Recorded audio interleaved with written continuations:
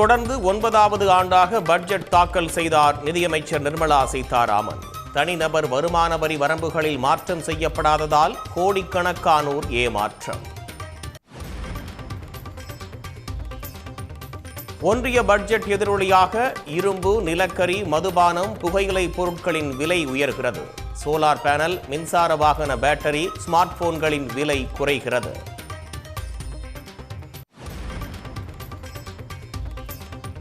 நாடு முழுவதும் 7 வழித்தடங்களில் அதிவேக ரயில் சேவை தொடங்கப்படும் என அறிவிப்பு. சென்னை, ஹைதராபாத், பெங்களூரு, சென்னை இடையேயும் உருவாகிறது புதிய வழித்தடம்.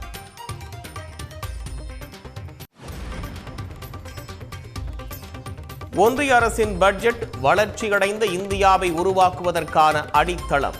வரலாற்று முக்கியத்துவம் வாய்ந்த பட்ஜெட் என்றும் பிரதமர் மோடி பாராட்டு.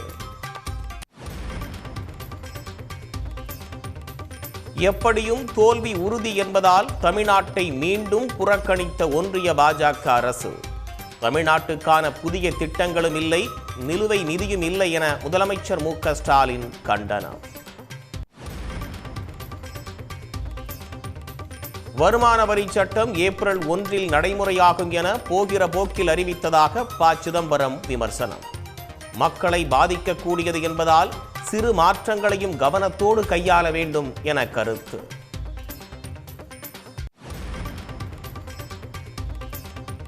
ஒன்றிய அரசின் பட்ஜெட்டிற்கு அதிமுக பொதுச் செயலாளர் எடப்பாடி பழனிசாமி வரவேற்பு. முக்கிய அறிவிப்புகள் இல்லை, நிதி பகிர்வு குறைவு என ஏமாற்றம் தெரிவித்த அன்புமணி, டிடிவி தினகரன்.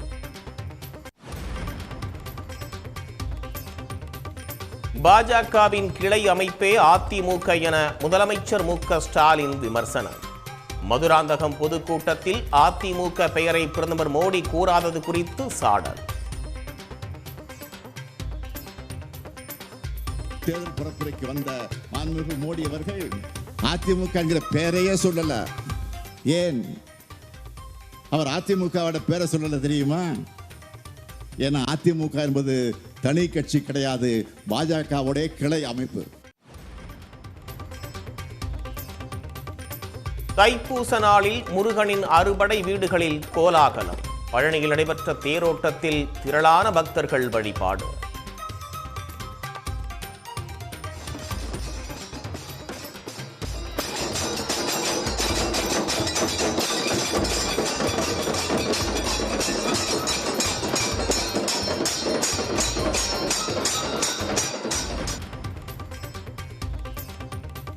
வரையாடுகளின் இனப்பெருக்க காலம் என்பதால் இரவிக்குளம் தேசிய பூங்கா தற்காலிகமாக மூடல்.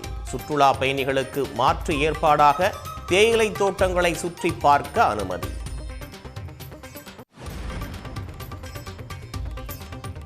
திண்டுக்கல் கன்னிவாடியில் சட்டவிரோதமாக தனிநபர் கட்டியிருந்த தடுப்பணை. பொதுமக்களின் நீண்டகால போராட்டத்தை அடுத்து இடிக்கும் பணி தொடங்கியது.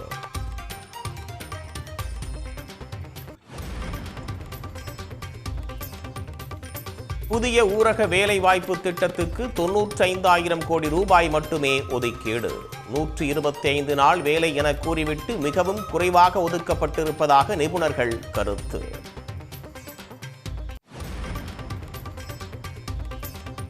SIR பணியை எதிர்த்து உச்சநீதிமன்றத்தில் மம்தா பானர்ஜி வழக்கு. டெல்லியில் தலைமை தேர்தல் ஆணையரை இன்று மாலை சந்தித்து பேசுகிறார்.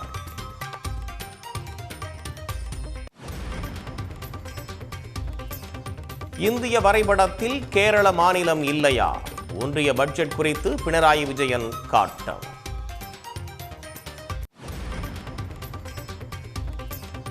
மணிப்பூர் மாநிலத்தில் மீண்டும் ஆட்சி அமைக்க பாஜக திட்டம். தேசிய ஜனநாயக கூட்டணி MLA-க்களுடன் டெல்லியில் இன்று ஆலோசனை.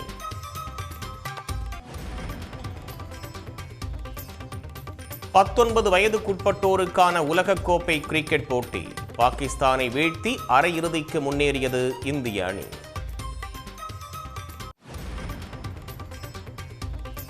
T20 உலகக்கோப்பையில் இந்தியாவுடனான போட்டிகளை புறக்கணிப்பதாக பாகிஸ்தான் அறிவிப்பு.